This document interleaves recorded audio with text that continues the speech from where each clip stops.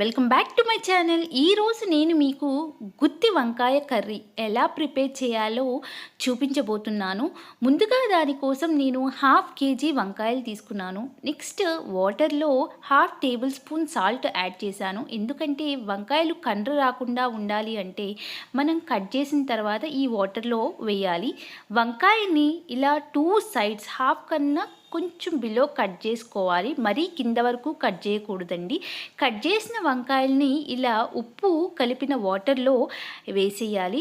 ఇలా నేను అన్ని వంకాయల్ని కట్ చేసుకుని వాటర్లో యాడ్ చేసేసాను. నెక్స్ట్ కర్రీ కోసం స్టవ్ మీద పాన్ పెట్టాను.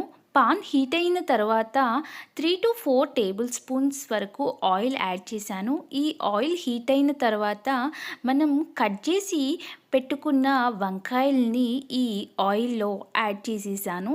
ఇవి మనకి సగం వరకు మగ్గితే చాలండి. అలా అని పూర్తిగా మగ్గే వరకు ఉంచకండి. ఎందుకంటే కర్రీ ప్రిపేర్ చేసేటప్పుడు మనకి మెత్తగా అయిపోతుంది బాగా. సో అలా కాకుండా మనకి హాఫ్ వరకు బాయిల్ అయ్యి ఇలా నొక్కితే కొంచెం మెత్తగా తగిలే వరకు మనం మగ్గించుకోవాలి.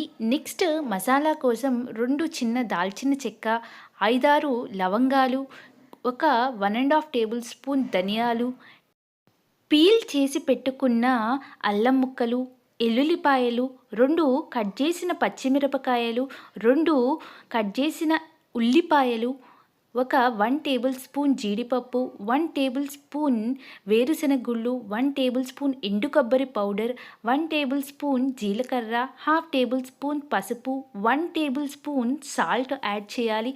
నెక్స్ట్ కట్ చేసి పెట్టుకున్న 1 టొమాటో యాడ్ చేసి, కొంచెం కొత్తిమీర, 1.5 టేబుల్ స్పూన్ కారం యాడ్ చేసి, కొంచెం వాటర్ యాడ్ చేసి గ్రైండ్ చేయాలి.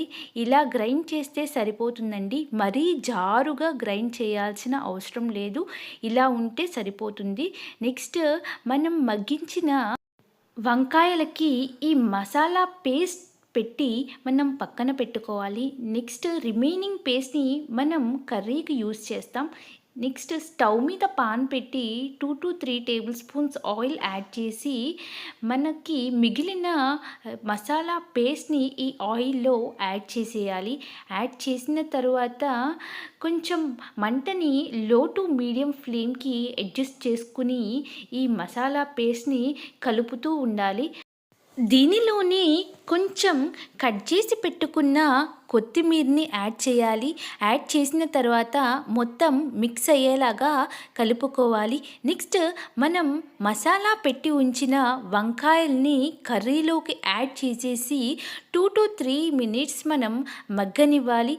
నెక్స్ట్ ఇలా మగ్గిన తరువాత కర్రీలోకి ఒక 1/2 గ్లాస్ వరకు వాటర్ యాడ్ చేసి మొత్తం మిక్స్ అయ్యేలాగా కలుపుకుని మూత పెట్టి మగ్గించాలి.